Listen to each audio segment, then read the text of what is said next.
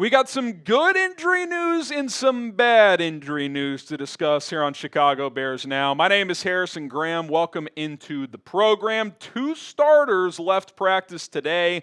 One did return, also a player who did not practice at all. We weren't sure at first, but we did find out later why that was the case. We'll also get to some practice takeaways as well. Bit of a lighter practice with joint practice taking place tomorrow against the Miami Dolphins. Let's start with some good news. Cole Kmet appears to be fine. He was back at practice today after leaving on Tuesday, where Adam Hogue and CHGO reported that kind of felt like his arm was a little dangly, left with the trainer, but all appears to have checked out. Do want to give Hogue credit because later that night he had the note on Twitter that it sounded like Cole Kmet had avoided a serious injury after leaving practice with a trainer. He was back out there today, which obviously is great news. This is one of your better players on offense. Even if you're in the camp of you think Colston Loveland's going to eventually take over for the top tight end on this team, you still want Cole out there. He's obviously a very good player, and he's tough as hell. He's never missed a game in his 5-year NFL career, so it was going to take a lot to keep him out, not only of practice, but any potential games. Now, could they play it safe and not play him in the preseason opener? Certainly, but sounds like he'll be good to go tomorrow for joint practice, which is a positive. Now let's get to the first of 2 starters who left practice today. One is Kyler Gordon, left practice fairly early on, I think after a 7-on-7 drill, did not return. I think this is a pretty massive loss if he misses time, because I think he's kind of your, I'm not going to say as good as Tyrann Mathieu, but I think he's going to play kind of that type of role on this defense where he's going to play in the box. They're going to blitz him. He'll play man-to-man coverage. They'll drop him into deep center field. He's going to line up at safety sometimes. Could get some run at outside corner and base defense. Dennis Allen has raved about his potential in this defense. They obviously just paid him to become the highest paid nickel earlier this offseason. And on top of that, Jalen Johnson is currently injured. So there could be a scenario, if Kyler Gordon's injury is serious, that you'd be down Jalen Johnson and Kyler Gordon week 1. Now, both could play as well. Jalen's status is somewhat up in the air for the season opener at this point, but there is a world where 2 of your starting corners for week 1 are out. So hopefully that's not the case. Hopefully we'll get an update on Friday from Ben Johnson. Ideally, he's just out there for joint practice and good to go. But at this point in time, we do not know his status. All we know is that he left practice and did not return. All right, Darnell Wright did leave practice today, did not return. This was in the live team period, the last live team period. Brad Biggs initially reported that. Came up a little bit awkward. Now, Biggs did have an update in his post-practice report just a little bit ago saying, quote, minor collarbone issue, that there is no fracture. Now, based on what Biggs further wrote, I don't think he'll practice tomorrow. I don't think he'll play in the preseason opener. I think he'll be fine. Definitely good for week 1, I would assume. Avoided a major injury there, so that is a positive, but not something you want to force the issue on. Certainly a small bummer. I mean, you want to be at full strength for these joint practices, ideally. Kind of go good on good and see how you stack up against another opponent. But the good news is potentially a future cornerstone offensive tackle for your football team isn't going to be out for an extended period of time. Now, in a hypothetical scenario, maybe for the preseason opener, or for, maybe if there's a week 1 situation, if Darnell was still injured, I think you'd still be okay in a short-term scenario. You could go Braxton Jones at left tackle, Ozzie Trapillo at right tackle, the position he played primarily at Boston College. So I do think you could actually get by, but doesn't sound like it's going to come to that. So that is certainly the good news when it comes to Darnell Wright. When it comes to Kyler Gordon, still don't know exactly what's going on. Okay, what is the bigger injury if all things are equal? If they were all out a month, if they're all out a week, what do you think would be the bigger deal for the Bears? Type DW for Darnell Wright, or you can type KG for Kyler Gordon.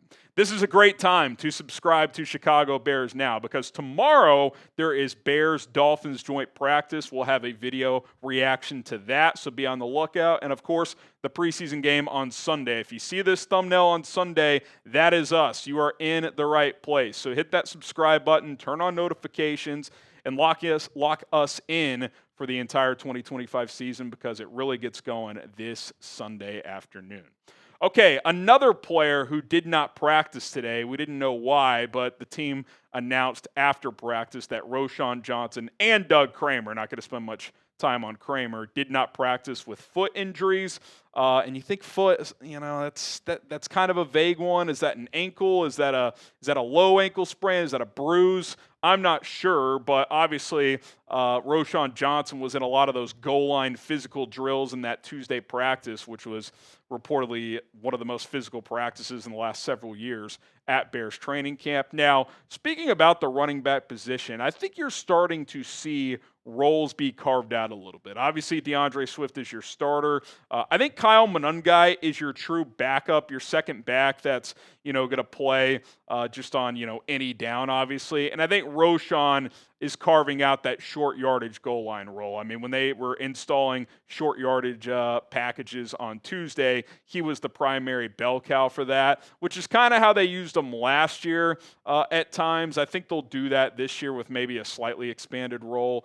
So that's what that's going to look like, I think. And then Travis Homer is going to be your special teamer, kind of emergency running back. But I think these will be the four backs on the roster, which is what I projected in my 53-man roster projection yesterday. But I do think Monangai is perhaps starting to lap Roschon in terms of just more of a guy who they'll use as an every down back, first, second, third down behind DeAndre Swift. So I think that is the case. But obviously, if Roschon Johnson's foot thing lingers, that could shift things around. So we'll obviously monitor that and continue to update you guys with any new developments.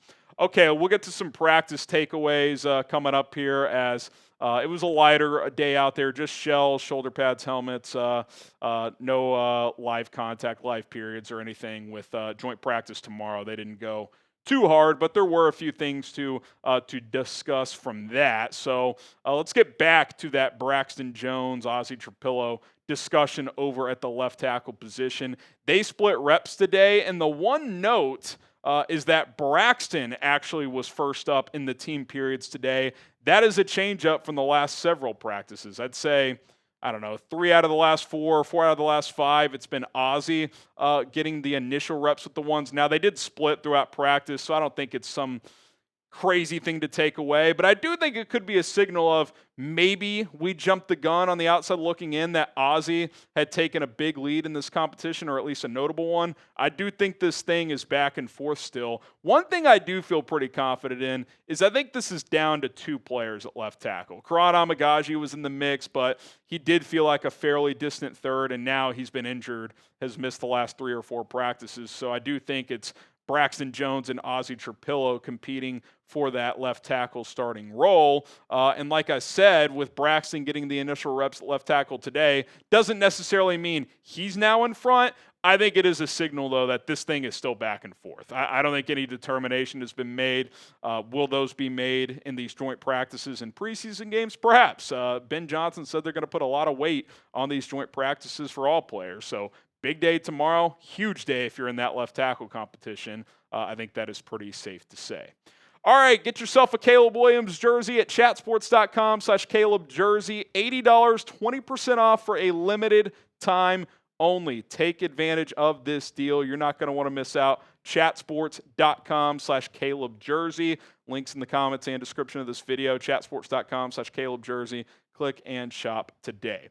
All right, another takeaway here. The offense wins the 2-minute drill today as multiple reports of that surfaced from practice.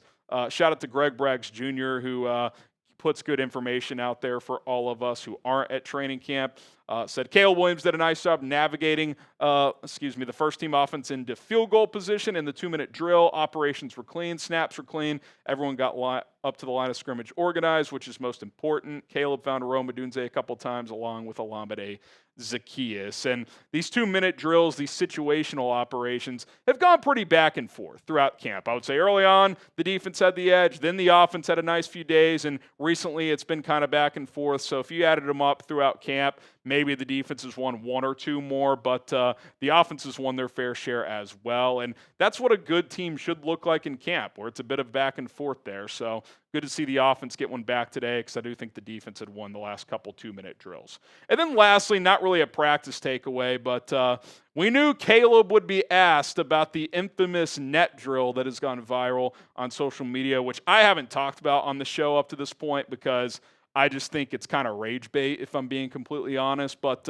with Caleb addressing it today, I thought I would mention it. Here's what Caleb had to say. He says, it's a quick delivery drill, so you catch it. You're not trying to get the laces or anything. It's not like you're going through reads. It's just catch and deliver. Try to deliver the bottom left corner of the net. We're trying to aim as if it is a screen. It's a competition between us. So how fast can you get it out? How accurate can you get it out? It just so happened that one blew up and not the other ones. I just laugh at it. He later said, too, that there's a rule in the quarterback room where if in any of those drills you don't hit one in the pocket or whatever they call it, you have to, do something funny, like embarrass yourself in some kind of way. So he basically said his temper tantrum that people are calling it online was just fake outrage. It wasn't serious. It's not like he threw a fit at practice or anything. And this is really why I didn't address it, because I've got breaking news for you.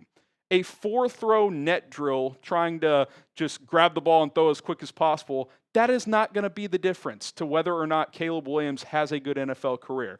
If he struggles, if he's a bust, it's not going to be because of some net drill in August of 2024. It's going to be because he's just not a good enough quarterback. He doesn't get through reads fast enough. He's not accurate enough. Whatever the case may be, it's not going to be of some isolated 7-second drill. I can promise you that. So I'm not even going to entertain this discussion that much longer, but since he talked about it today, I thought I would give a quick reaction to it. But I will say this. I think the Caleb PR team, I'm not saying it's anyone in his rep's fault or anything, but the internet hate around the Bears quarterback, I think it's gotten a little out of control. Literally someone the other day in the office, I can't even remember who it was like, it's kind of crazy that Caleb it might be the worst of the 6 first-round picks last year. And I was like, we're really going down that route already? J.J. McCarthy hasn't even played. Michael Penix played in 3 games and was very spotty. Drake May played a little over half the season and had moments, but let's not act like he tore the league up. Bo Nix put up good raw stats, but if you dive deeper into what he actually did in the season, it's a good rookie season, wasn't anything special. Obviously, Jaden Daniels is leader of the clubhouse right now.